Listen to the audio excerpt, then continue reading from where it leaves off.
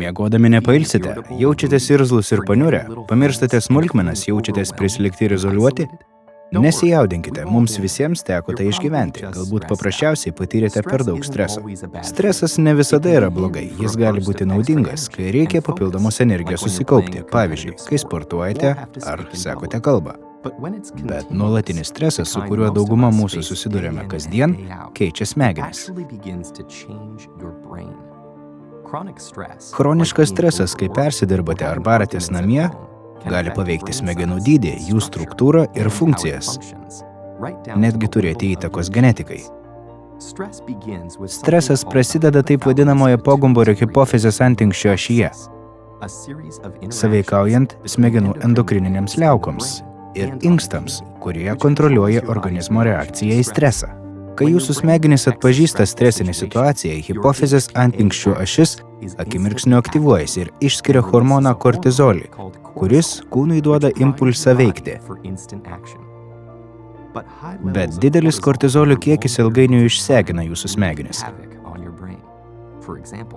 Pavyzdžiui, chroniškas stresas suaktyvina neuronų impulsus migdolo formos smegenų zonoje, amygdala, kur gaminasi baimė. Padidėjęs kortizolių kiekis perduoda neigiamus impulsus jūsų hipokampui, smegenų daliai susijusiai su mokymusi, atmintimi ir streso valdymu. Hipokampas taip pat slopina hipofizės antinksčio ašies veiklą, todėl tai silpnina jūsų gebėjimą valdyti stresą. Čia dar ne viskas. Kortizolis gali tiesiog sąlygoti jūsų smegenų tūrio sumažėjimą.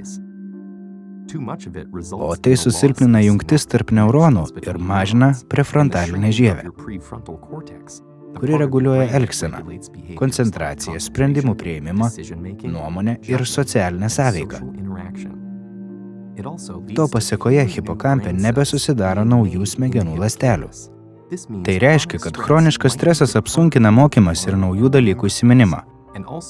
Gali atsirasti rimtesnių psichikos problemų, pavyzdžiui, depresija, Alzheimerio liga. Streso poveikis gali persiduoti ir smegenų DNR. Eksperimentas parodė, kad žiurkės patelės rūpinimasis savo naujagimiais lemia jų tolimesnį gyvenimą.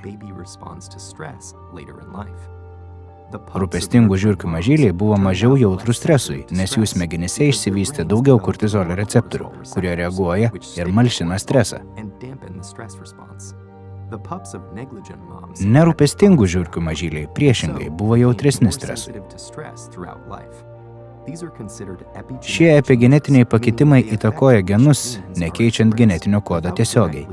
Minėti pokyčiai gali būti atstatyti, jei sukeisime pateles. Ir čia gauname stulbinantį rezultatą. Vienos žiurkės epigenetiniai pokyčiai buvo perduoti daugybei kartų po jos.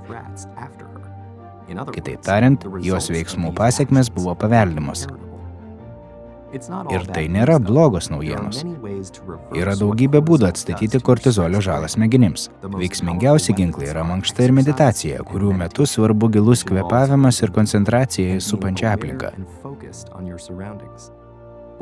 Abi šios veiklos mažina stresą, didina hipokampą ir kartu gerina atmintį. Taigi, neleiskite savęs įveikti kasdieniam rutinos spaudimui. Suvaldykite stresą, kol jis neužvaldė jūsų. Išvertė Kristijonas Lučinskas ir Skaistė Marčienė. Studijoje Sound Provocation įgarsino Kristijonas Lučinskas.